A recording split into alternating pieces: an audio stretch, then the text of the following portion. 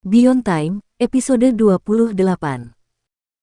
Namun, pada akhirnya, ia menggigil beberapa kali dan tampak mempertimbangkan kembali untuk bertindak. Ia ingat pernah ditekan dengan kejam, dan akibatnya, ia tidak berani bergerak. Kembali ke Suking, ia sekali lagi menampilkan raut wajah bosan dan kumal seperti sebelumnya. Sementara itu, semua makhluk mengerikan di area itu gemetar seperti ikan yang dimangsa hiu. Lalu, di saat yang bersamaan, mereka lenyap. Suking membuka matanya dan menatap bayangannya. Bayangan itu bergetar, dan retakan-retakan lain muncul di atasnya. Entah itu nyata atau palsu, Suking tidak tahu. Ia menyipitkan mata dan mengamati dirinya sendiri. Tubuh Dharmanya masih diberkati, dan suara gemuruh memenuhi dirinya dari detak jantungnya.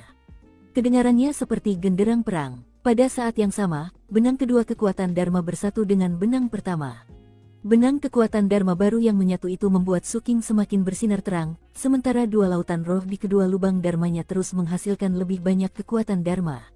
Setelah memenuhi dirinya sepenuhnya, kekuatan itu merembes keluar. Auranya kini jauh melampaui aura sebelumnya. Bahkan, melampaui perbandingan. Dan dari segi level, jika ia bertemu dengan kultivator pendirian fondasi lain saat ini, maka bukaan Dharma orang tersebut tidak akan secemerlang milik Suking. Tujuan membuka lubang Dharma adalah untuk api kehidupan. 30 lubang Dharma memungkinkan Anda membentuk api kehidupan pertama Anda. Satu api kehidupan adalah tahap awal pendirian fondasi yang sesungguhnya. Dua api kehidupan adalah tahap tengah pendirian fondasi. Hanya dengan membentuk api kehidupan, seseorang dapat benar-benar melepaskan kekuatan khas para praktisi pendirian fondasi, yaitu kondisi cahaya yang mendalam. Seperti yang Suking ketahui dari slip dioknya, para kultivator pendirian yayasan tidak menyalakan api kehidupan mereka dalam waktu lama.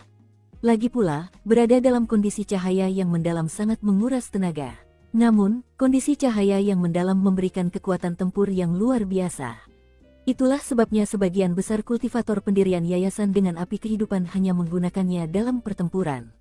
Itulah sebabnya saya berhasil mengalahkan prajurit Vajra Emas Patriark. Dia belum membuka bukaan Dharma ke-30-nya. Saya harus mencapai titik itu secepat mungkin. Mata Suking berbinar-binar, penuh kewaspadaan sekaligus antisipasi. Kewaspadaan itu muncul karena ia kini tahu bahwa para kultivator pendirian fondasi ternyata lebih rumit daripada yang ia sadari. Antisipasi itu muncul karena ia tahu bahwa setelah membuka cukup banyak lubang Dharma, ia dapat memasuki kondisi cahaya yang mendalam. Dan kemudian, ada lampu kehidupannya. Bahkan sekte dan organisasi besar pun mendambakan lampu kehidupan. Satu lampu semacam itu mengandung kekuatan nyala api kehidupan tambahan. Oleh karena itu, untuk menggunakan lampu yang kumiliki, pertama-tama aku membutuhkan nyala api kehidupan. Baru setelah itu aku dapat menyalakannya di dalam diriku. Dengan kata lain, setelah saya membentuk nyala api kehidupan pertama saya bisa menyalurkannya ke lampu kehidupan. Dengan fondasi nyala api kehidupan saya itu, saya akan memiliki kekuatan dua nyala api kehidupan, yang memungkinkan saya menghancurkan siapapun di tahap awal pembentukan fondasi. Dan saya yakin, mengingat kedalaman bukaan Dharma saya akan mampu bertahan dalam kondisi cahaya yang mendalam jauh lebih lama daripada rata-rata. Matanya berkilat bagai kilat, ia mengambil lampu kehidupan. Cahayanya terpantul di matanya, dan lampu itu tampak semakin terang. Selanjutnya, aku perlu memasukkan lampu kehidupan ke dalam tubuhku. Itu akan jadi hal yang paling aman. Kekuatan Dharma dalam dirinya menyembur keluar dari dua lubang Dharmanya. Menempatkan tangannya di atas lampu kehidupan membuatnya sedikit transparan. Kemudian ia menggunakan kekuatan Dharma tersebut untuk menyatukannya ke dalam dirinya. Saat kekuatan Dharmanya kembali ke dalam tubuhnya, ia merasakan lampu kehidupan di wilayah dantiannya, seperti payung hitam. Lampu itu dipenuhi misteri yang mendalam, dan saat perlahan membuka dan menutup, ia berdenyut dengan aura yang mengerikan. Setelah lampu kehidupan berkedip terang, lalu redup beberapa kali, ia pun tenang. Ia telah menjadi bagian dari tubuh Suking, dan seiring berjalannya waktu, perasaan masa lalu merasuk ke dalam dirinya. Di atas kepala Suking, tampak bayangan payung hitam, bagaikan kanopi kerajaan, yang seolah-olah sedang menyerap api surga untuk memancarkan tabir perlindungan di sekelilingnya. Di bawah payung itu, Suking merasa sangat aman. Pada saat yang sama, lubang Dharmanya mengalami berkah. Lautan roh di dalamnya berputar lebih cepat, dan kecepatan produksi kekuatan Dharmanya meningkat. Kini ia bisa merasakan sedikit aura payung hitam itu di dalam kekuatan Dharmanya. Aura itu tampak liar, kuno, dan panas membara. Saat aura itu menyebar ke seluruh tubuh Suking, ia merasa seperti tersiram air panas. Bahkan, saat itu juga, pakaiannya hancur menjadi abu. Kuil gua dipenuhi panas yang hebat, menyebabkan dinding-dindingnya retak. Kemudian, hutan hujan di luar mulai mengepul. Pohon-pohon terbakar lalu hancur menjadi abu. Tak lama kemudian, panas yang hebat menyebar ke seluruh hutan hujan. Saat uap mengepul, tanah menjadi gersang. Tak lama kemudian, semua pohon terbakar menjadi abu, dalam radius lebih dari 9.000 meter. Di wilayah itu, panas yang menyengat membuat daratan tampak seperti telah hangus oleh kekeringan selama 1000 tahun. Di tengah-tengah daerah yang dilanda kekeringan itu, tanah di sekitar Gua Suking telah dipanggang menjadi kristal hitam. Dan ia duduk di tengah-tengahnya, memejamkan mata dengan damai sambil bermeditasi. Jika orang lain di yayasan pendirian dapat melihat ke dalam dirinya saat itu, mereka akan tercengang menyadari bahwa lubang dharma mereka kecil sementara lubang dharmanya sangat besar. Lebih jauh lagi, ia memiliki payung hitam di dalam dirinya yang melindungi jiwanya. Cahaya payung hitam itu sepenuhnya melingkupinya, dan di dalam cahaya itu hampir tampak mungkin terdapat istana-istana surgawi. Setelah waktu yang lama berlalu, Suking membuka matanya. Ketika matanya terbuka, area api seluas 9.000 meter itu semakin melepuh, menyemburkan uap ke langit membentuk bayangan samar payung hitam, yang kemudian menutupi fluktuasi tersebut. Akibatnya, tak seorang pun melihat apa yang terjadi. Namun, semua binatang buas di area itu gemetar dan bersujud di tanah, tak berani bergerak. Salah satu alasannya adalah aura Suking sudah seperti aura pendirian fondasi, yang kekuatannya akan terasa mencengangkan. Alasan lainnya adalah karena lampu kehidupan di dalam dirinya. Mustahil untuk mengetahui apa yang telah dialami lampu kehidupan berbentuk payung itu selama keberadaannya, tetapi ia memiliki aura pembunuh yang kuat. Menurut informasi dari Kapten, lampu ini pasti berasal dari masa sebelum wajah dewa yang hancur itu tiba, dan terkait dengan garis keturunan salah satu kaisar kuno atau penguasa kekaisaran. Dan pasti dibuat menggunakan teknik kelas kekaisaran.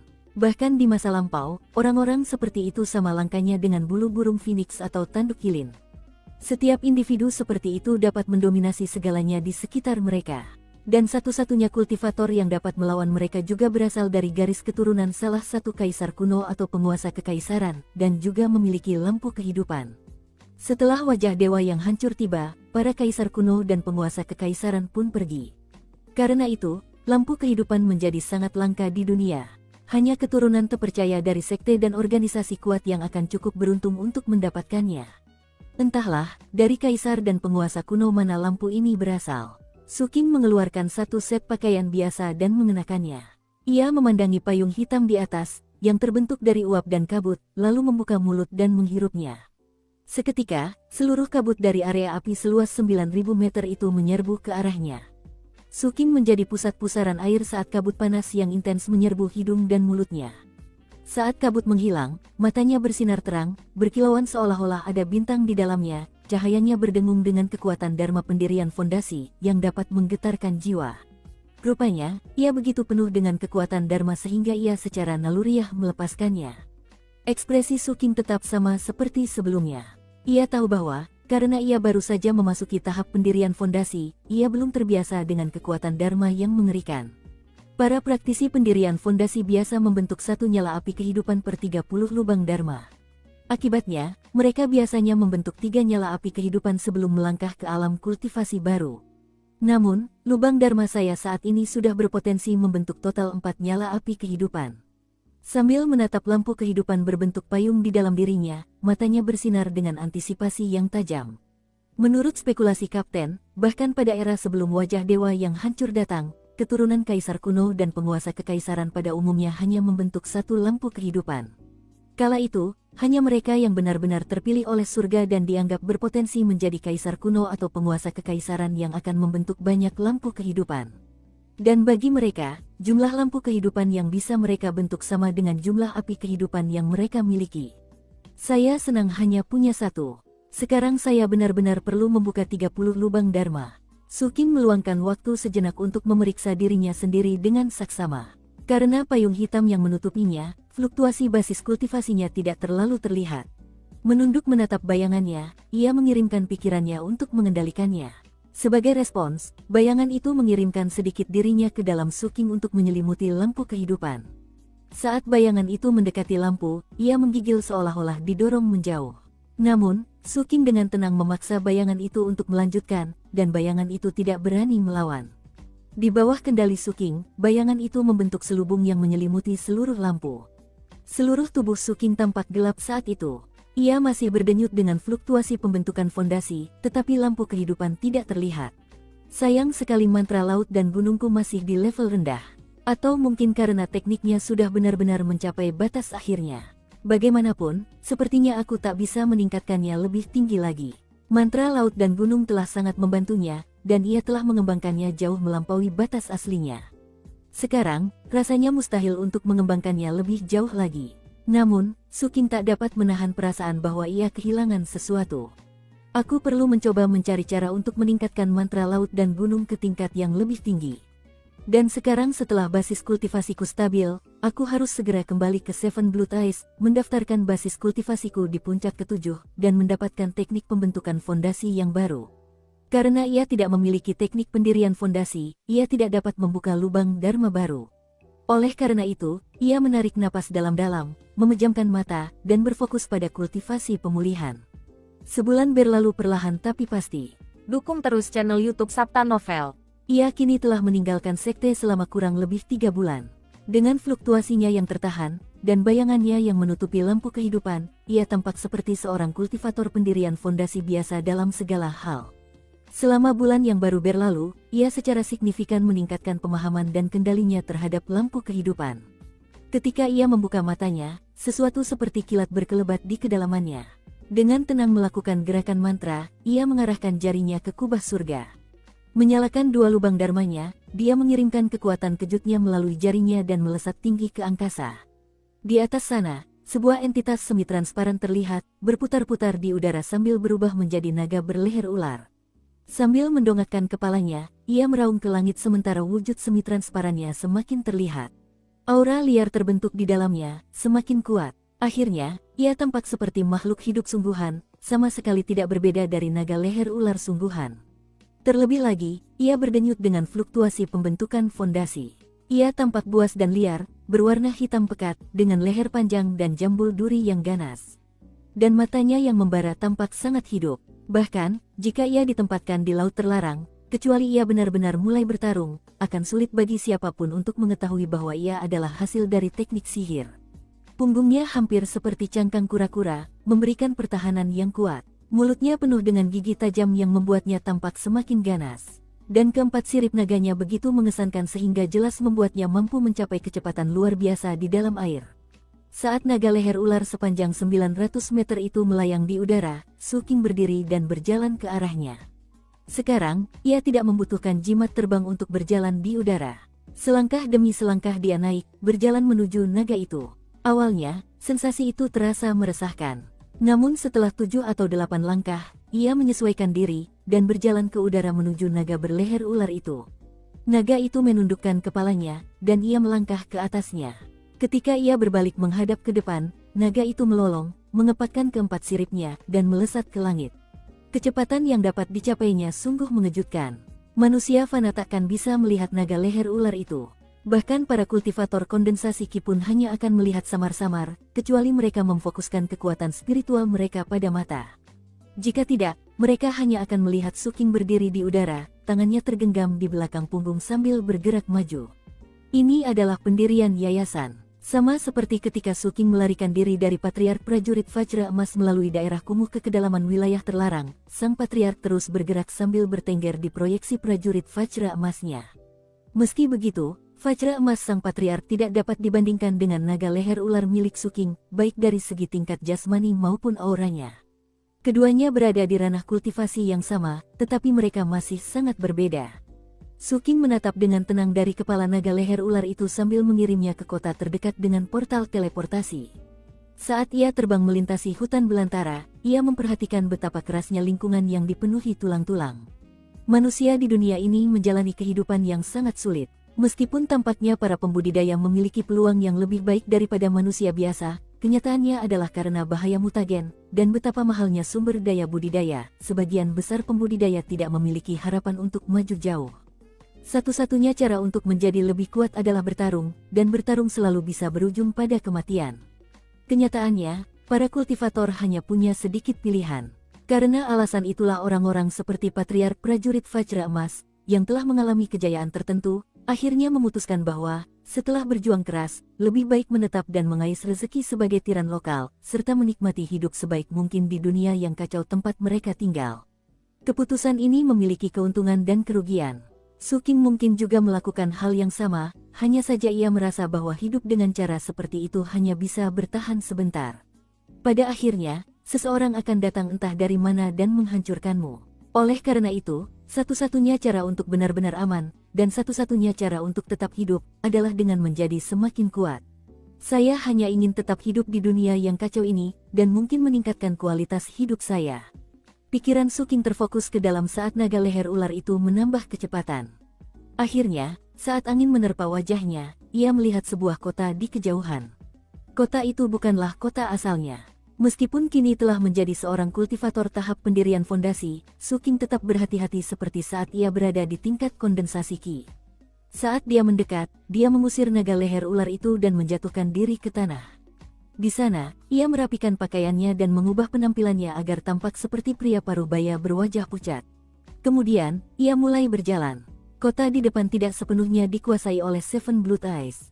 Tempat itu mirip dengan kota yang pernah ia lewati di Crimson Wild. Di sini, Seven Blood Eyes, Violet Lens, dan Church of Departure bekerja sama untuk mempertahankan sebuah tempat dengan portal teleportasi. Tempat-tempat seperti ini umum di seluruh Phoenix Selatan. Ada banyak lokasi di benua yang dihuni manusia, tetapi tidak dianggap sebagai wilayah organisasi tertentu. Dalam beberapa kasus, kota-kota bersama terletak di perbatasan. Dalam kasus lain, kota-kota tersebut berada di tempat-tempat tanpa sumber daya, dan umumnya dianggap tidak penting. Namun, untuk memudahkan perjalanan, beberapa kelompok akan menciptakan tempat-tempat yang relatif aman di sekitar portal teleportasi. Kedatangan Su King menimbulkan kegaduhan di antara para penjaga kota. Meskipun telah menyembunyikan lampu kehidupannya dan menghilangkan naga leher ularnya, ia tetaplah seorang kultivator pendirian fondasi. Dan kedatangannya di kota pun disadari. Kecuali seorang kultivator pendirian fondasi bekerja keras untuk menyembunyikan fluktuasi mereka, maka mereka secara otomatis akan melepaskan sebagian aura mereka, dan itu akan menimbulkan kekhawatiran bagi setiap kultivator kondensasi Qi yang merasakannya. Hal yang sama juga terjadi pada Su King ketika ia masih seorang kultivator kondensasi Qi. Ia ingat pertama kali melihat prajurit Vajra Emas Patriark. Bahkan dari kejauhan, ia merasa terguncang. Dan sang patriark bahkan tidak memiliki nyala api kehidupan, dan tidak dapat memasuki keadaan cahaya yang dalam. Semakin rendah basis kultivasi seseorang, semakin kuat efeknya. Hanya seseorang di tingkat ke-8 kondensasi Qi yang mampu menandingi seorang kultivator pendirian fondasi. Dan itu pun, hal itu hanya berlaku karena kebanyakan kultivator pendirian fondasi dari sekte kecil bahkan tidak mampu membuka 30 lubang dharma. Seorang kultivator pendirian fondasi dari sekte besar yang memiliki nyala api kehidupan dan mampu memasuki kondisi cahaya yang mendalam akan menjadi seseorang yang bahkan kultivator kondensasi Qi yang paling hebat pun tak mampu hadapi. Mereka berada di level yang sangat berbeda. Saat insiden di luar divisi bantuan pilot, pengawal kehormatan Li muncul dan mengucapkan satu kalimat yang membuat Su King terguncang hebat. Para kultivator di kota ini bereaksi serupa terhadap kedatangan Su King. Di dunia yang kacau balau setelah kedatangan wajah dewa yang hancur, mayoritas kultivator berada di tingkat kondensasi Qi. Relatif sedikit yang mencapai pembentukan fondasi. Karena itu, di luar kota, mereka jarang. Dan hanya sekte besar seperti Seven Blood Eyes yang memiliki banyak kultivator pembentukan fondasi. Wajar saja jika kedatangan Su King akan menimbulkan keributan. Saat para penjaga memberi salam hormat, dan sebelum Su King sempat menuju portal teleportasi, fluktuasi kuat bergulung dari arah kediaman hakim kota. Sambil mengerutkan kening, Su King melihat ke arah itu, tatapannya dingin. Seberkas cahaya muncul, melesat ke arahnya dan berhenti sekitar 9 meter darinya dalam wujud seorang pria parubaya berpakaian mewah. Ia tampan, dan memancarkan kekuatan dharma pendirian fondasi saat ia mengamati Su King. Sementara itu, Su King melirik tenggorokannya dan sekaligus mencoba menilai berapa banyak lubang dharma yang telah dibukanya. Ada yang bisa saya bantu, rekan Daois. Saya Zhou Hengli dari klan Zhou di Violet Lens. Saya ditunjuk sebagai hakim kota untuk menjalankan kota ini, yang dimiliki bersama oleh Violet Lens, Seven Blood Eyes, dan Gereja Kepergian. Aku hanya lewat untuk teleportasi, kata Su King tenang. Ia bisa merasakan bahwa pria ini tidak memiliki banyak lubang dharma yang terbuka, sehingga tidak memiliki nyala api kehidupan. Zhou Hengli melayang di udara, ekspresinya biasa saja. Namun, di dalam hatinya ia sangat waspada, karena ia bisa merasakan aura mengerikan yang sangat kuat dari kultivator berwajah pucat ini. Jelas, ia telah membunuh banyak orang. Namun, sulit untuk mengetahui dari mana asalnya, sehingga Zhou Hengli tidak menganggap enteng situasi ini. Yang paling menarik adalah bagaimana bulu kuduknya berdiri ketika pemuda itu melihat lehernya. Yang paling mengejutkan adalah ia tidak tahu apakah kultivator ini memiliki nyala api kehidupan. Silakan, kata Zhou Hengli, merasa terguncang tetapi berusaha untuk tidak menunjukkannya. Berbalik, ia menunjuk ke arah portal teleportasi dan meneriakkan beberapa perintah. Seketika, semua orang di jalan minggir untuk memberi ruang bagi Su Qing, menyisakan jalan yang mengarah langsung ke portal. Ekspresi Su Qing tetap sama seperti sebelumnya. Ia bisa merasakan bahwa hakim kota tidak senang dengan kehadirannya di kota dan ingin ia pergi secepat mungkin. Terlebih lagi, Su Qing bisa merasakan fluktuasi kuat lainnya di kota. Fluktuasi itu bukan berasal dari seorang kultivator, melainkan dari formasi mantra yang baru saja diaktifkan. Ini adalah reaksi yang wajar bagi Su Qing. Kota ini berada di tengah hutan belantara, jadi wajar saja jika mereka waspada terhadap seorang kultivator pendirian fondasi yang muncul tiba-tiba. Su Qing mengangguk. Lalu, alih-alih berjalan, ia terbang menembus kota menuju portal teleportasi, menimbulkan angin kencang yang membuat debu berterbangan kemana-mana. Pupil matanya mengecil, Zhou Hengli segera mengikutinya. Ketika Su Qing tiba di portal teleportasi, ia melihat portal itu sudah siap digunakan. Tidak ada orang asing yang hadir, hanya segelintir penjaga yang mengoperasikan portal itu, yang gemetar dan membungkuk memberi salam kepadanya. Salam kenal, senior. Portal teleportasi sudah siap, Pak. Anda mau kemana? Su Qing menatap mereka, lalu menatap hakim kota, yang jelas-jelas berusaha bersikap santai, tetapi sebenarnya sangat waspada. Hal itu benar-benar memberi Su Qing gambaran tentang apa artinya menjadi seorang kultivator pendirian fondasi. Berjalan menuju portal, dia berkata, Ibu kota Seven Blue Eyes. Para penjaga memberi tanda terima kasih, membuat beberapa penyesuaian pada formasi, dan kemudian setelah memeriksa 3 kali guna memastikan semuanya beres, mundur sekitar 30 meter. Su Qing menatap portal teleportasi. Ia tidak begitu familiar dengan cara kerja formasi mantra, tetapi ia telah mempelajari sedikit. Setelah memeriksanya, ia melangkah ke portal, dan formasi itu mulai bersinar terang. Setelah kepergiannya, Zhou Hengli menghela napas lega. Ia berada di tahap pendirian yayasan, tetapi ia tidak tertarik memprovokasi seseorang dengan aura mengerikan yang begitu kuat. Seven Blood Eyes tidak mengizinkan kultivator pendirian yayasan dari luar untuk memasuki ibu kota mereka. Tapi kesanalah dia akan pergi. Menurutku, kecil kemungkinan dia penjahat. Jadi, apakah itu berarti dia kultivator pendirian yayasan Seven Blood Eyes? Sambil menggaruk lehernya, Zhou Hengli memutuskan untuk tidak memikirkannya. Baginya, semua kultivator pendirian yayasan di luar itu berbahaya.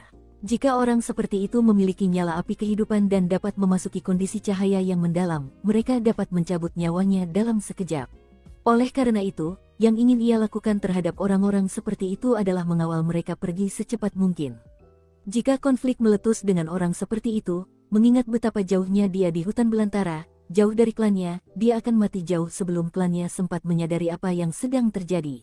Di bagian timur benua Phoenix Selatan, tempat pegunungan kebenaran terhubung ke laut, terdapat 7 mata besar berwarna merah darah yang memandang ke bawah ke arah kota yang ramai. Di pusat kota terdapat portal teleportasi, tempat Su Qing melangkah keluar dari cahaya yang berkilauan. Begitu ia muncul, bahkan sebelum sempat melihat sekeliling, ekspresinya berubah. Ia bisa merasakan fluktuasi dahsyat memenuhi kota, dan dalam sekejap mata, fluktuasi itu berkumpul di sekitarnya. Mereka tidak melakukan apa-apa, tetapi tetap berada di sekitarnya, seolah-olah sedang mengawasinya. Su Qing tahu apa yang sedang terjadi. Inilah formasi Agung 7 Mata Darah yang sedang bekerja. Sebelumnya, ia tidak pernah seperti ini ketika kembali ke sekte. Namun, situasinya berbeda sekarang setelah ia berada di pembentukan yayasan. Kini ia lebih memahami mengapa para kultivator dari luar pembentukan yayasan tidak akan dengan mudah memasuki Seven Blood Eyes. Dari sudut pandang formasi mantra, fakta bahwa ia berada di tahap pendirian yayasan lebih penting daripada statusnya sebagai murid. Jadi, meskipun formasi mantra mengenalinya sebagai murid, hingga ia pergi ke puncak ketujuh untuk mendaftarkan basis kultivasinya, formasi mantra akan terus memantaunya dengan ketat. Sambil menarik napas dalam-dalam, ia dengan tenang berjalan keluar dari portal teleportasi. Fakta bahwa ia sedang diawasi oleh formasi mantra bukanlah sesuatu yang disadari oleh kultivator lain atau warga biasa. Setelah pergi, ia berganti ke jubah Tao abu-abu standar. Ia telah belajar dari pengalamannya di Pulau Sealizat, dan sekembalinya, ia telah membeli beberapa jubah abu-abu sebagai cadangan. Sambil berjalan menyusuri jalan, ia menguji apakah menyembunyikan basis kultivasinya akan mencegah formasi mantra mengunci dirinya. Ternyata tidak, yang memberinya pemahaman yang lebih mendalam tentang formasi mantra. Aku penasaran apakah itu akan berhasil jika aku menggunakan bayanganku. Setelah berpikir sejenak, ia memutuskan untuk tidak melakukan eksperimen apapun. Untuk saat ini, eksperimen itu tidak perlu, dan lagi pula, secara teori bisa berbahaya. Saya kira sudah waktunya untuk mendaki puncak ketujuh. Sambil menatap puncak ketujuh yang jauh, dia mulai berjalan. Saat melewati berbagai toko, pejalan kaki yang dingin dan acuh tak acuh, dan sesekali murid-murid berjubah abu-abu, ia merenungkan semua yang telah ia lakukan di Seven Blood Eyes. Hal itu membuatnya mendesah dalam hati. Di saat yang sama, ia dipenuhi rasa antusiasme akan mendapatkan bagiannya dari keuntungan sekte dalam bentuk 5.000 batu roh sebulan. Tepat saat dia hendak berjalan lebih cepat menuju puncak ketujuh, dia melihat wajah yang dikenalnya. Orang ini langsung menarik perhatian warga biasa, yang menatapnya dengan kagum. Beberapa murid of Peak di dekatnya menatapnya dengan iri. Ia adalah seorang pemuda berjubah Tao ungu pucat. Tentu saja, warna jubahnya menunjukkan betapa pentingnya dirinya. Ditambah dengan parasnya yang tampan dan fluktuasi basis kultivasinya yang kuat, ia tampak seperti anak dewa yang turun ke dunia fana. Ia tak lain adalah Zhao Zongheng. Su Qing melihatnya. Dia melihat Su Qing. Sebelumnya, Zhao Zongheng akan menundukkan kepala dan berjalan ke arah lain tanpa berkata sepatah kata pun kepada Su Qing. Namun hari ini, ia mendengus dingin, melambaikan tangan, dan menunjuk ke arah kubah surga. Tiba-tiba, seekor paus naga laut terlarang muncul di atasnya, mengaum sebentar sebelum menghilang. Adegan itu menimbulkan keributan di area tersebut, dengan banyak murid of Peak bersorak keras. Tampak sangat senang dengan dirinya sendiri, Zhao Zongheng menghadapi Su Qing yang tanpa ekspresi. Aku juga membudidayakan paus naga laut terlarang, katanya dengan bangga. Su Qing tidak menunjukkan reaksi apapun. Tak ingin membuang waktu pada Zhao Zongheng, ia terus berjalan menuju puncak ketujuh. Zhao Zongheng mengerutkan kening. Ia agak kesal karena Su Qing tidak bereaksi kaget terhadap paus naganya. Namun, ia tidak melupakan semua yang terjadi saat mereka bertemu di laut lepas. Karena itu, ia hanya menahan diri, membuang jauh-jauh pikiran untuk pamer, dan menuju puncak ketujuh. Ia turun dari puncak hari ini untuk mengambil tusuk rambut Phoenix yang telah ia buat khusus untuk Kakak Ding, dan sekarang ia berencana untuk memberikannya kepada Kakak Ding. Semakin jauh ke selatan kota, ia akhirnya mendekati gerbang menuju 7 puncak. Karena hanya itu yang ada di bagian kota ini, tidak banyak pejalan kaki. Dan saat itulah raut wajah terkejut muncul di wajahnya ketika ia menyadari Su Qing masih di depannya. Pada titik ini, ia menyadari bahwa Su Qing pasti berencana pergi ke puncak. Tentu saja, Zhao Zongheng penasaran, tetapi karena ia merasa bangga, ia tidak menanyakan detailnya. Beberapa saat kemudian, mereka semakin dekat dengan tangga menuju puncak ketujuh.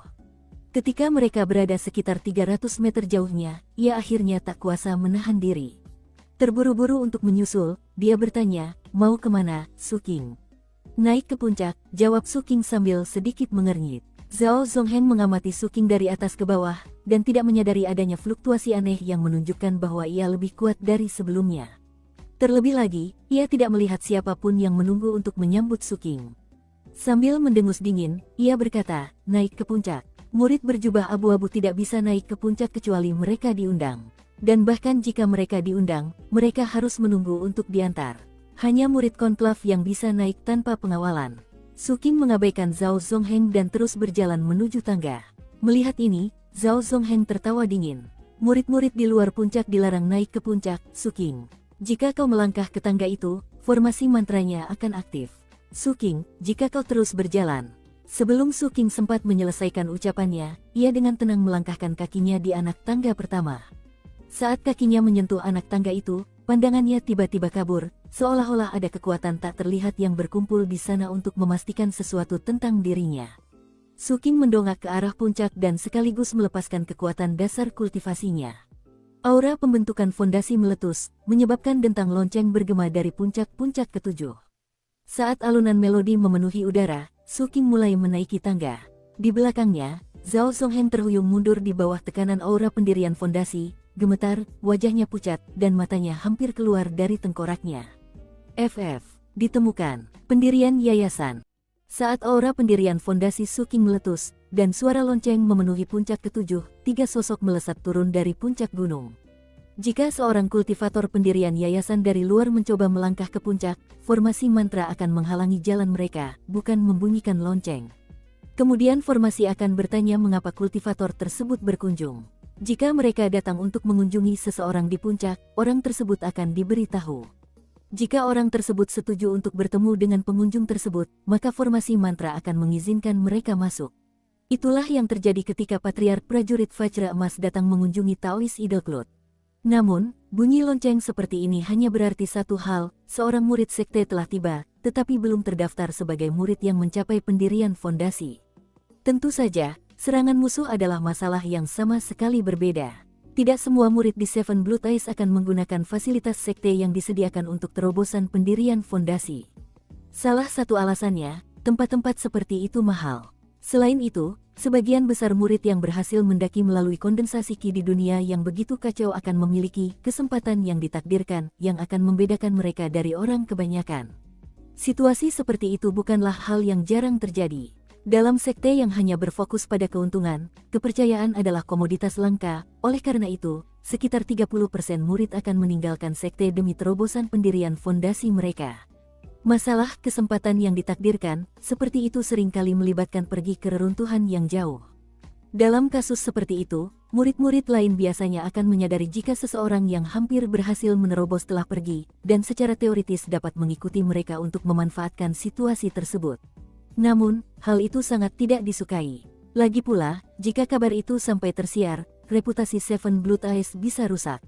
Oleh karena itu, sekte tersebut sangat ketat dalam melarang pertikaian internal terkait terobosan pendirian yayasan. Memang, hal itu masih terjadi, dan dalam kasus tersebut, para kultivator onpeak tidak terlalu memperhatikan, karena siapapun yang melakukan operasi semacam itu akan merencanakannya dengan matang. Hanya sedikit orang yang cukup bodoh untuk mencoba tanpa melakukannya. Tentu saja, Suking telah mempertimbangkan dengan saksama semua faktor itu sebelum membuat keputusan untuk meninggalkan sekte demi terobosannya. Suara siulan tajam terdengar saat ketiga sosok dari atas gunung terbang ke arahnya. Di posisi terdepan adalah seorang pria berpenampilan biasa-biasa saja berjubah ungu, dengan wajah bulat. Dia adalah kultivator yang sama yang menuntun Suking untuk mengambil jubah Taonya ketika pertama kali bergabung dengan sekte tersebut. Dia juga orang yang memberi nasihat kepada Suking tentang kebiasaannya memegang tangan dengan cara tertentu, dan mengatakan kepadanya bahwa lebih baik menjadi jarum yang tersembunyi di dalam sutra. Suking merasa sedikit nostalgia melihatnya. Saat itu, dia belum benar-benar mengerti apa artinya menjadi jarum yang tersembunyi di dalam sutra. Namun setelah pengalamannya di Seven Blood Eyes, dia tahu secara langsung betapa pentingnya hal itu. Suking telah belajar banyak di Seven Blood Eyes. Sambil menggenggam tangan, ia membungkuk dalam-dalam kepada ketiga kultivator itu. Ia disambut tawa riang. Kultivator berwajah bulat itu mendarat di hadapannya dan tersenyum hangat. Suking, aku tahu sejak pertama kali kita bertemu bahwa ada sesuatu yang istimewa dalam dirimu. Itulah sebabnya aku memberimu nasihat itu. Nah, lihat, kau sudah bisa kuanggap setara. Terima kasih banyak atas saranmu, senior, kata Suking sambil menggenggam tangannya lagi. Kamu tidak perlu memanggilku senior. Kamu sekarang seorang kultivator pendirian fondasi, jadi kita bisa saling memanggil tetua dan adik muda. Adik muda Suking, namaku Zhang Yunxi. Mulai sekarang, panggil saja aku kakak Zhang. Sambil menunduk, Zhang Yunxi memperhatikan Zhao Zongheng yang tercengang. Sebagai orang yang cerdik, ia bisa menebak apa yang terjadi antara Zhao Zongheng dan Suking, tetapi ia tidak bertanya apapun. Saudara muda Suking, akankah kita naik ke puncak? Kalau tidak keberatan, kakak Zhang, jawab Suking sambil menundukkan kepala dengan sopan. Bersamaan dengan itu, ia dengan hormat menggenggam tangan dua kultivator lain yang berdiri di samping Zhang Yunxi. Rupanya, semua kultivator pendirian Yayasan Onpeak menyembunyikan fluktuasi mereka, karena ia tidak tahu seberapa kuat mereka. Termasuk Zhang Yunxi. Kesadaran itu membuatnya lebih waspada. Kedua orang ini jelas berperingkat lebih rendah dari Zhang Yunxi. Ketika mereka menyadari bahwa Suking dan Zhang Yunxi saling kenal, mereka tersenyum tipis dan pamit. Demikianlah, Zhang Yunxi membawa Suking bersamanya ke puncak. Pepohonan di kedua sisi jalan setapak pegunungan saling terhubung seperti kanopi, dan saat angin laut bertiup di antara dedaunan, burung-burung berkicau. Kedengarannya indah, dan juga menggugah kenangan Su Qing, membuatnya teringat kembali saat pertama kali ia berjalan di jalan ini. Adik muda Su, kata Zhang Yunxi, akulah yang memperkenalkanmu pada kehidupan off-peak di Seven Blood Eyes. Hari ini, aku akan menjelaskan tentang kehidupan on-peak. Ada 13 tetua di puncak ketujuh, dan semuanya adalah kultivator inti emas. Di bawah mereka adalah kultivator pendirian fondasi seperti kami. Saat ini total kami lebih dari 140 orang. Setelah kamu mendaftar hari ini, akan ada tepat 149 murid pendirian fondasi puncak ketujuh.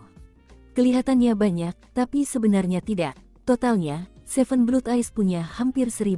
Itu saja. Dan ingat, sekte kita adalah salah satu dari 4 sekte terbesar di benua Phoenix Selatan.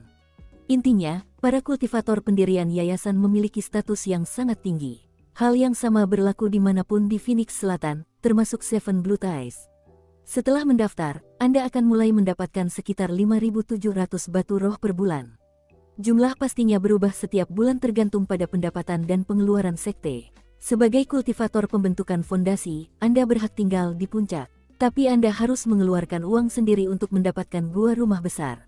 Hal yang sama berlaku untuk teknik pembentukan fondasi. Dalam kondensasi Qi, Anda mendapatkannya gratis, tetapi tidak sekarang. Meskipun begitu, Anda tetap memenuhi syarat untuk membeli teknik pembentukan fondasi apapun dari aula kitab suci dan sihir. Sebagai seorang kultivator pendirian yayasan, Anda memiliki 4 hak istimewa. Hak istimewa pertama hadir dengan 2 pilihan. Pilihan pertama adalah mengembangkan pelabuhan Anda sendiri di pelabuhan tersebut. Bisa berupa pelabuhan sekte atau pelabuhan umum.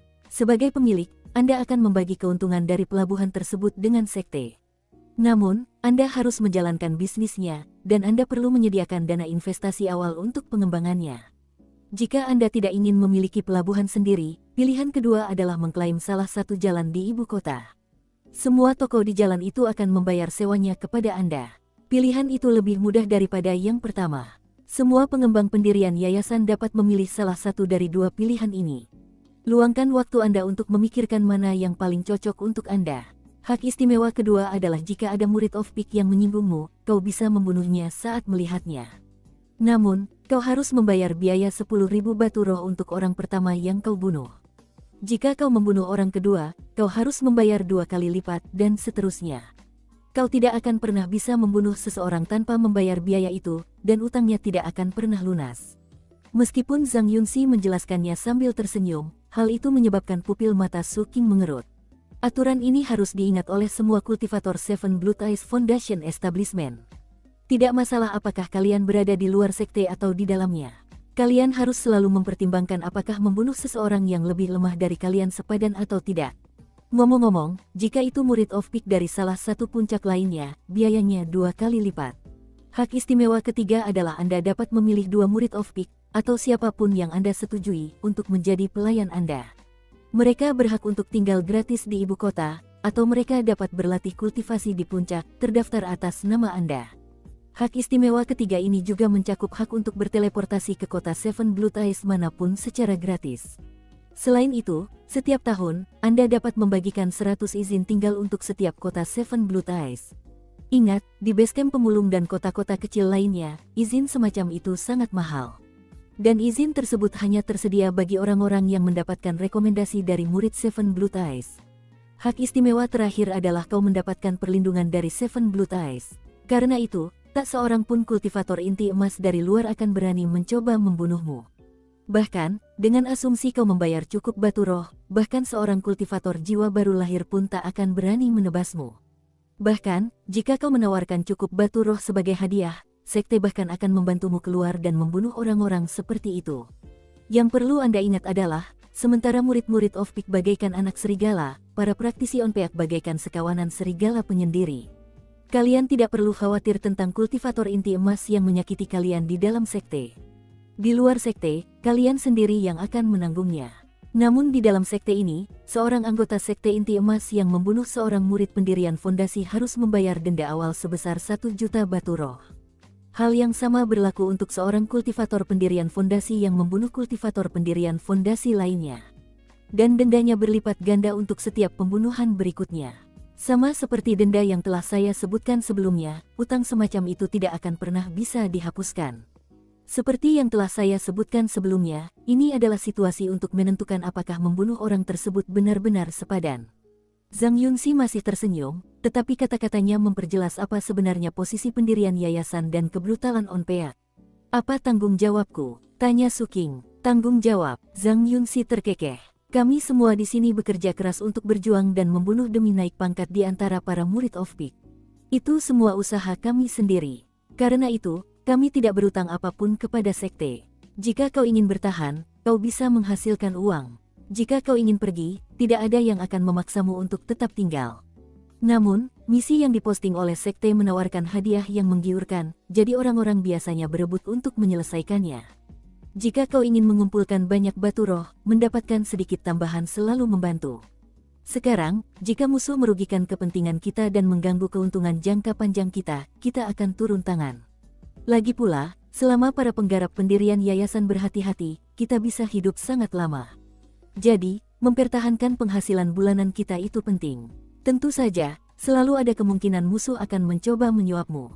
Dan kau bebas menerima tawaran seperti itu jika kau mau. Tapi pikirkan, apa kau benar-benar berpikir musuh kita bodoh? Pertama-tama, mereka tahu bahwa menyuap 1 atau 2 petani kita tidak akan sepadan.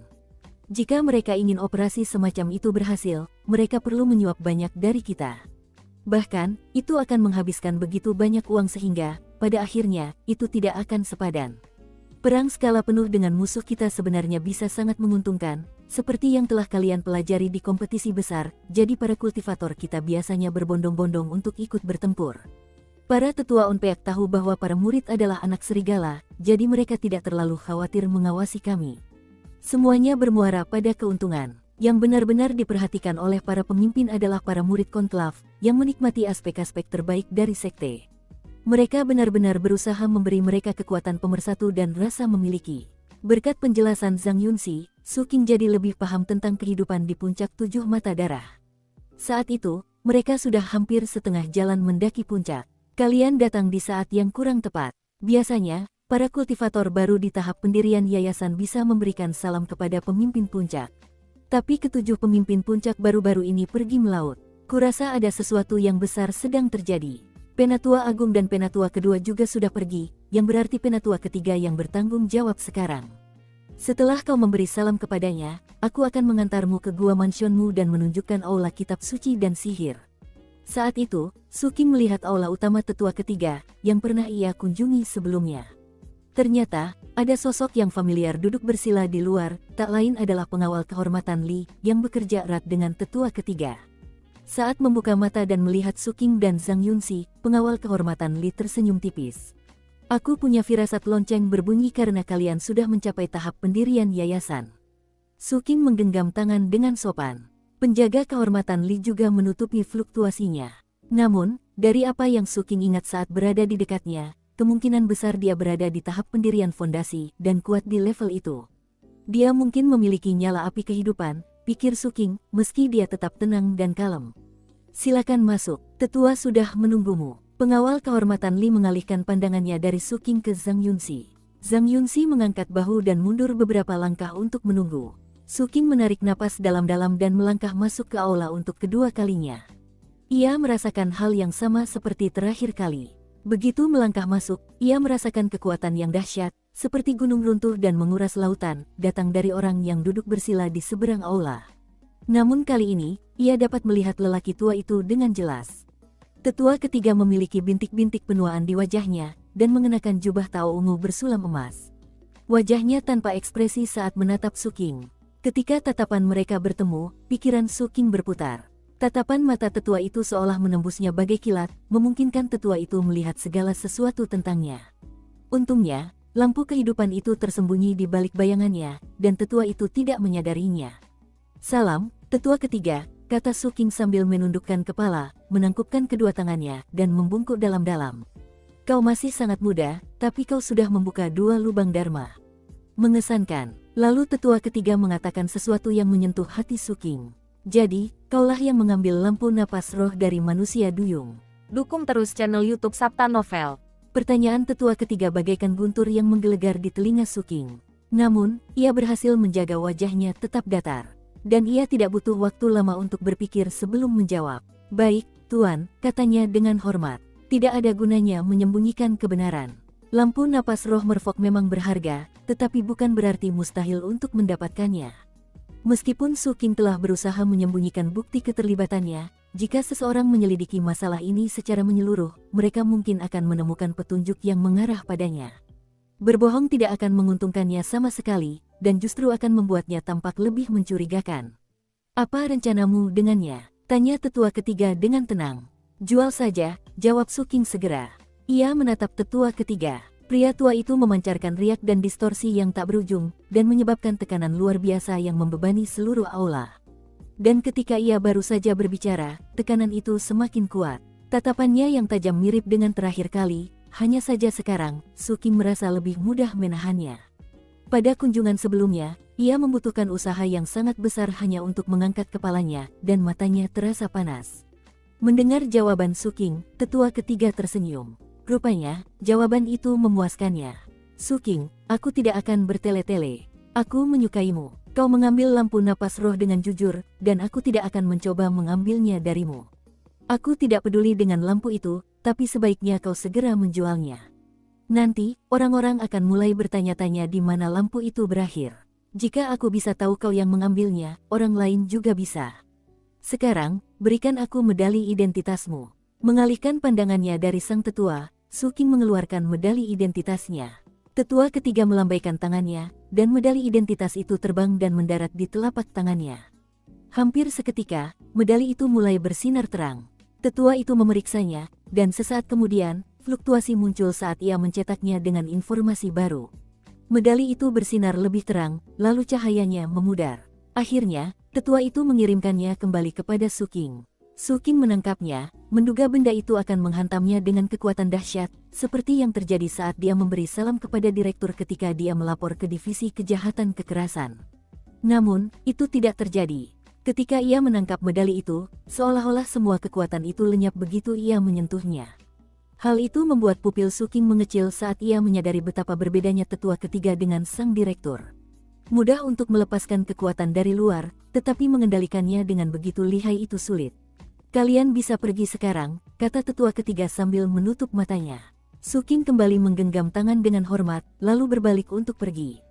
Tepat saat ia hendak melangkah keluar aula, suara tetua ketiga terdengar. Zhong Heng memiliki hati yang baik. Saya mengerti, kata Su King, berbalik dan membungkuk lagi. Kemudian ia meninggalkan aula. Terakhir kali, tetua ketiga tidak mengucapkan kata-kata ini kepadanya secara langsung, melainkan menyampaikannya melalui pengawal kehormatan Li. Alasannya adalah, saat itu, status Su King terlalu rendah. Namun, kini situasinya berbeda. Setelah meninggalkan aula, pengawal kehormatan Li mengangguk, lalu memejamkan mata. Su King berjalan menghampiri Zhang Yunxi. Sambil tersenyum, Zhang Yunxi mengajaknya mengambil jubah Tao dan memilih sebuah gua besar. Sayangnya, sebagian besar gua besar sudah ditempati, jadi gua yang dipilihnya berada di lokasi yang agak terpencil. Meski begitu, ia menyukainya. Dan ternyata tidak semahal yang dibayangkannya. Akhirnya, Zhang Yunxi membawanya ke aula kitab suci dan sihir, tempat ia mempelajari beberapa teknik pembentukan fondasi. Ia juga mempelajari metode pemurnian tubuh baru. Saat semuanya beres, hari sudah senja. Zhang Yunxi mengantar Su King kembali ke gua kediamannya, lalu menggenggam tangannya sebagai tanda perpisahan. Sebelum pergi, ia tersenyum dan berkata, "Saudara muda Su, ada dua alasan mengapa akulah yang membantumu hari ini. Pertama, aku merasa kita terhubung oleh takdir. Kedua, aku menerima hadiah yang bagus dari sekte karena menerima tugas menerima semua murid onpeak baru bulan ini. Jadi, kau tak perlu terlalu curiga kenapa aku bekerja keras membantumu. Meski begitu, aku benar-benar merasa ada takdir yang berperan dalam pertemuan kita. Jika kita bertemu di laut nanti, kuharap kita bisa saling mendukung. Akhirnya, saudara muda Su King, saya ingin memberi Anda sedikit nasihat. Ketika kita para kultivator memasuki pembentukan fondasi, hal terpenting adalah membuka 30 lubang dharma. Secepat mungkin, ketika Anda membentuk nyala api kehidupan, Anda dapat memasuki kondisi cahaya yang mendalam. Kultivator tanpa kondisi cahaya mendalam berada pada level yang jauh lebih rendah daripada mereka yang memilikinya. Karena Anda telah bekerja keras untuk mencapai pembentukan fondasi, Anda harus membentuk nyala api kehidupan Anda secepat mungkin. Sampai saat itu, Anda berada dalam posisi yang sangat tidak menguntungkan. Banyak kultivator pembentukan fondasi yang telah meninggal kehilangan nyawa mereka sebelum membentuk nyala api kehidupan mereka. Kultivator pembentukan fondasi tanpa kondisi cahaya mendalam hanya bisa menindas kultivator kondensasi Qi. Setelah selesai berbicara, ia melirik tangan kanan Su Qing. Tidak menemukan tanda-tanda kebiasaan buruk sebelumnya, ia tersenyum dan berjalan pergi. Berkat pengingat Zhang Yunxi dan pemahaman Su Qing sendiri, ia kini menyadari betapa pentingnya api kehidupan dalam pembentukan fondasi. Sambil menggenggam tangan, ia membungkuk ke arah Zhang Yunxi saat ia menghilang. Pada saat yang sama, ia melonggarkan kewaspadaannya terhadap pria itu. Sambil berbalik, ia memandang gua rumah barunya yang terletak di samping tebing. Saat itu, pintu batu hitam pekat itu tertutup rapat dan rumput liar tumbuh di mana-mana. Bahkan ada lumut yang merambat di pintu. Angin lembab terus-menerus bertiup di area itu. Setelah memeriksa area tersebut, Su Qing melangkah ke pintu batu dan mengeluarkan slip giok yang berfungsi sebagai kunci.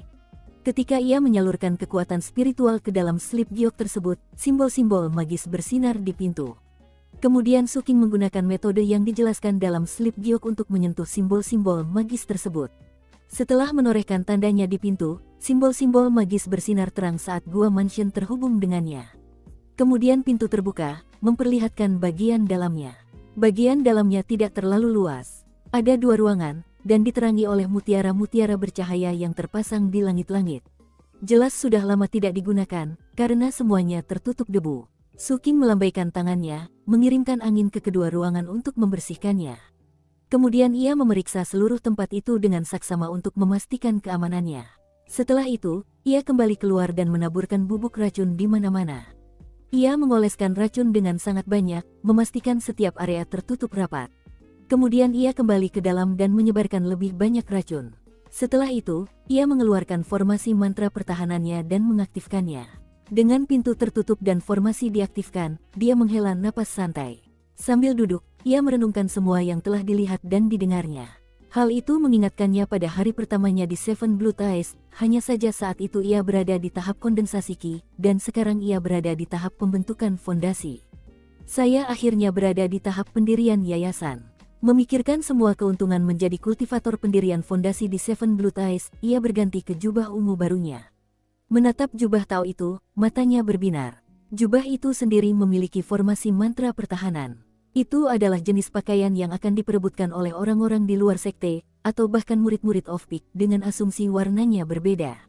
Setelah mengenakan jubahnya, ia duduk bersila dan mengeluarkan selembar giok. Ini adalah salah satu teknik pembentukan fondasi yang ia peroleh di aula kitab suci dan sihir. Setelah menuangkan sedikit kekuatan spiritual ke dalamnya, ia memeriksa isinya.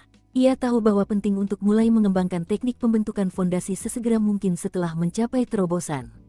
Jika tidak, ia hanya akan membuang-buang waktu. Lagi pula, ia bisa mengembangkan teknik baru dan lamanya secara bersamaan.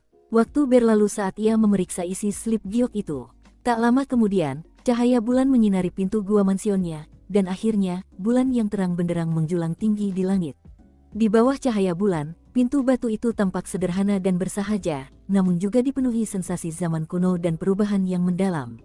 Di dalam gua besar, Su Qing mendongak dari lempengan batu giok, matanya berkilat tajam. Kitab suci yang menelan jiwa dengan api unggun. Salah satu teknik khas pendirian Yayasan Puncak Ketujuh adalah kitab suci menelan jiwa api unggun. Dari namanya saja, jelas teknik ini ditujukan untuk membunuh. Mudah dibayangkan bahwa teknik ini akan dikategorikan sebagai seni jahat. Meskipun begitu, Su Qing merasa teknik ini cocok untuk sekte bernama Tujuh Mata Darah. Kitab suci menelan jiwa api unggun tidak dibagi menjadi beberapa tingkatan. Sebaliknya, metode kultivasinya difokuskan pada pembukaan lubang dharma secepat mungkin. Selain itu, metode ini memungkinkan terciptanya sejenis api di dalam lubang dharma, api yang disebut api unggun. Ketika api itu bercampur dengan aura laut terlarang, reaksi yang aneh pun tercipta. Semakin diolah, semakin panas api itu. Di satu sisi, api unggun dapat digunakan untuk menyerang. Api unggun juga merupakan komponen kunci dalam aspek menelan jiwa kitab suci. Setelah mengekstrak jiwa musuh, api unggun digunakan seperti kayu bakar untuk api. Daya ledak yang dihasilkan digunakan untuk membuka lubang dharma. Metode ini brutal, tetapi sekaligus sederhana dan langsung. Menurut deskripsi teknik, seorang murid yang mengolah kitab suci menelan jiwa api unggun dapat menggunakan jiwa seorang kultivator pendirian fondasi tanpa api kehidupan untuk membuka satu lubang dharma. Jika menggunakan jiwa kultivator kondensasi Qi, mereka membutuhkan lebih dari 100 jiwa untuk mencapai hasil yang sama. Tentu saja, persyaratannya hanya meningkat seiring dengan peningkatan level kultivasi seseorang. Baik makhluk laut maupun non-manusia dapat digunakan sebagai pemicu untuk kitab suci penelan jiwa api unggun. Di antara keduanya, non-manusia lebih baik, terutama zombie laut. Berkat sifat fisik dan jiwa mereka menghasilkan hasil yang spektakuler. Kata-kata pada lembaran giok itu tampak hampir meneteskan darah. Tekniknya memang sederhana, tidak ada yang rumit atau mencolok. Intinya hanya kebrutalan murni. Setelah selesai membaca deskripsinya, Su Qing menarik napas dalam-dalam. Setelah mengolah kitab suci penelan jiwa api unggun hingga tuntas, api unggun akan mencapai puncaknya dan akan berada di semua lubang dharma seseorang. Pada saat itu, seseorang tidak lagi membutuhkan jiwa untuk membuka lubang dharma, dan ia dapat mengekstrak jiwa musuh dan memenjarakan mereka di dalam lubang dharma. Dengan membakar mereka siang dan malam, kekuatan dharma seseorang dapat diperkuat. Singkatnya, para pengikut yang mengolah kitab suci menelan jiwa api unggun menjadi dewa kematian yang hidup. Namun, tidak semua murid menguasai teknik ini. Ada 3 teknik khas pendirian fondasi di puncak ketujuh. Teknik kedua disebut Seeking Register. Teknik ini tidak terlalu brutal, berfokus pada asimilasi binatang laut, kemudian menggunakan metode khusus untuk menjaga mereka tetap berada di dalam dharma aperture seseorang dan menyerap nutrisi darinya. Teknik ini dibagi menjadi 10 tingkat, dan setiap tingkat melibatkan pembukaan sekitar 7 atau 8 dharma aperture. Kunci untuk mengembangkannya terletak pada penangkapan dan penyerapan binatang laut secara terus-menerus. Saat bertarung dengan teknik ini, hasilnya sungguh menakjubkan. Ketika semua dharma aperture dibuka, semua binatang laut yang banyak di dalam tubuh murid akan membuat dharma aperture mereka sangat mengesankan. Teknik pertama brutal. Teknik ini memungkinkan kemajuan kultivasi yang pesat, tetapi membutuhkan banyak pembunuhan. Akibatnya, kesalahan sekecil apapun juga dapat menyebabkan kematian sang kultivator. Teknik kedua berfokus pada binatang laut, dan membuat kekuatan dharma seseorang semakin kuat. Teknik ini memudahkan pertahanan diri, tetapi di saat yang sama, tidak banyak membantu meningkatkan kecakapan bertarung. Teknik ketiga disebut mantra pemelihara kehidupan. Teknik ini bahkan lebih ringan, dan tidak melibatkan penggunaan kekuatan eksternal apapun. Murid yang mempraktikkan teknik ini menghabiskan sebagian besar waktu mereka dalam pengasingan. Memang butuh waktu untuk berhasil, tetapi teknik ini memiliki beberapa keuntungan besar karena seseorang tidak perlu keluar untuk bertarung dan membunuh. Karena murid yang mempraktikkan teknik ini tidak perlu banyak bertarung, teknik ini biasanya cocok bagi mereka yang lebih menyukai posisi pendukung dalam kelompok. Setiap teknik tampaknya cocok untuk kepribadian yang berbeda, dan setiap murid akan memilih satu teknik berdasarkan preferensi mereka. Setelah memikirkannya, Su Qing tidak yakin mana yang terbaik untuknya. Yang pertama ia singkirkan adalah Seeking Register, karena tampaknya biasa-biasa saja. Sedangkan untuk Balefire Soul Swallowing Scripture dan Life Nurturing Incantation, keduanya tampak seperti dua kutub yang berlawanan. Saat Su Qing bergulat dengan keputusannya, jauh dari Seven Blood Eyes di Laut Keabadian, sebuah kapal perang meraung di langit. Kapal perang ini hampir seperti entitas dewa. Kemanapun ia pergi, ombak menghantam di bawahnya. Di salah satu bangunan di punggung kapal perang itu, Tuan Ketujuh sedang melihat ke arah Seven Blood Eyes. Berdiri di sampingnya adalah pelayan parubaya yang sama yang memberikan medali identitas kepada Su Qing. Ia memegang sebuah slip giok di tangannya. Setelah memeriksanya, ia menoleh ke Tuan Ketujuh dan berkata pelan, "Tuan Ketujuh, anak itu telah mencapai tahap pendirian yayasan. Setelah kami kembali, haruskah saya mengatur agar dia bertemu dengan Anda?" Master Ketujuh menggelengkan kepalanya. "Tidak perlu, perang akan datang. Kita akan mengurusnya setelah itu. Aku sudah membagikan 100 medali identitas. Dia yang pertama melapor, tapi masih ada yang lain di luar sana. Kita perlu melihat bagaimana mereka saling melengkapi. Lagi pula, dia masih harus menempuh jalan panjang sebelum siap menjadi murid keempatku." Mantra pemelihara kehidupan terlalu pasif. Mata Su Qing berbinar penuh tekad saat dia duduk di gua besarnya. Di satu sisi, mantra pemelihara kehidupan akan bekerja dengan baik dengan lampu kehidupannya, karena ia tidak perlu meninggalkan gua mansionnya. Begitu ia mencapai titik di mana ia bisa menggunakan lampu kehidupan, kemampuan bertarungnya akan sangat menakjubkan. Namun, mencapai titik itu akan memakan waktu terlalu lama. Kultivasi membutuhkan batu roh, dan ia juga perlu meningkatkan perahu dharmanya. Yang terpenting, Su Qing tahu bahwa situasinya mungkin bisa berubah dalam semalam. Oleh karena itu, Tidak masuk akal baginya untuk berfokus pada mantra pemelihara kehidupan yang tenang dan damai. Rasanya sangat mungkin, bahkan sebelum ia mencapai titik di mana ia bisa menggunakan api kehidupan, malapetaka bisa menimpanya. Ia tidak suka bersikap pasif seperti itu. Oleh karena itu, ia memutuskan untuk mengolah kitab suci penelan jiwa api unggun. Dengan kitab suci penelan jiwa api unggun, ia dapat memenjarakan jiwa musuh di dalam lubang dharmanya. Tak hanya akan memperkuat kekuatan dharmanya, menurut deskripsi teknik di dalam Sleep Giok, ia juga dapat menggunakan metode khusus untuk menghubungkan jiwa-jiwa yang terpenjara dengan sebuah perahu dharma. Dengan demikian, perahu dharmanya pada dasarnya akan memiliki rohnya sendiri. Dengan kata lain, perahu dharmanya akan memiliki beberapa karakteristik harta karun magis. Su King sebenarnya belum pernah melihat harta karun ajaib apapun. Namun, ia tahu bahwa harta karun itu sangat langka, tidak dapat digunakan selamanya, dan memiliki kekuatan yang mengguncang langit dan bumi. Apakah lampu kehidupan saya benar-benar merupakan harta ajaib yang istimewa? Dia tidak sepenuhnya yakin. Setelah merenungkannya lebih lanjut, ia menegaskan bahwa ini adalah keputusan yang tepat.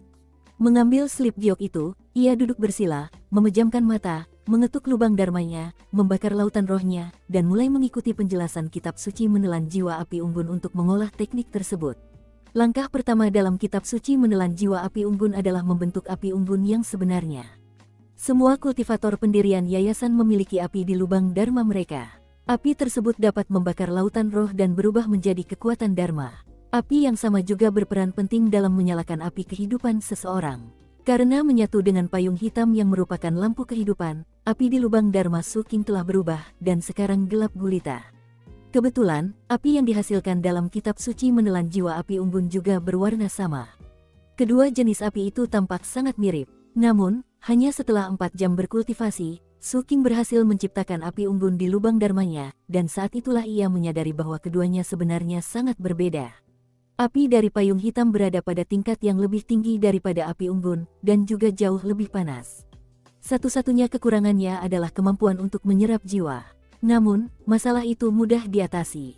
Su King hanya menggabungkan api hitam yang sudah ada di dalam dirinya dengan api Balefire.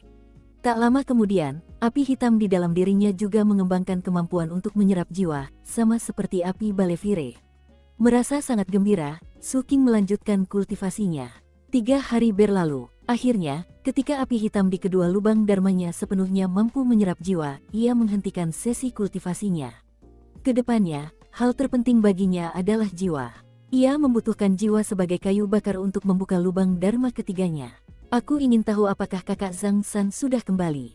Setelah dia selesai memperbaiki perahu dharmaku, aku bisa pergi melaut. Sambil menatap bayangannya sendiri, dia berpikir sejenak, lalu mengeluarkan tusuk sate besi hitamnya dan membuka segel pada prajurit Vajra emas Patriark.